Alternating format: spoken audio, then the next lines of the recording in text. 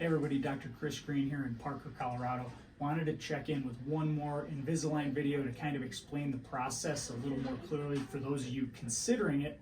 We want to know what you're getting into and how to achieve success through the process. So first thing is, I reviewed this machine. It's called an Itero. It's a 3D scanner, wonderful piece of technology. It's allowed everything to go faster, more comfortable to the patient, and more accurate. So we're seeing treatment times cut down because of the accuracy with this machine. So a couple instructions. When you look here, you're going to have trays that look like this over the teeth. And here's the teeth without the trays with what we call the buttons. The buttons are basically tooth-colored composite. You can barely see it. And those are like the handles that move the teeth, okay? So you'll get those put on at your first appointment, and after we have the Itero scan and set up with a ClinCheck, which is basically the 3D planning of your case, which I've talked about in another video, so check that one out.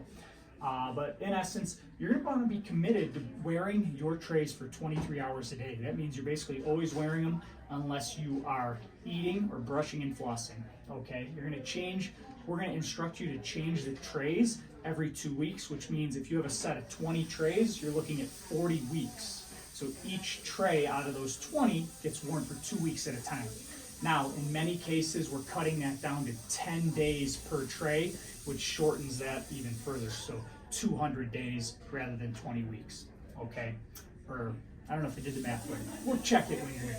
So, we're gonna see you every 10 sets of trays in most cases, unless we tell you otherwise. So that decreases your time commitment driving in here and making appointments. And then, many people need what's called IPR, which if you have a lot of crowding and we don't have enough space, I always explain this to you on the front end, but you can ask me if you come in, if you're a candidate for that. And basically what that is we use a thin sandpaper file to trim the sides of the teeth.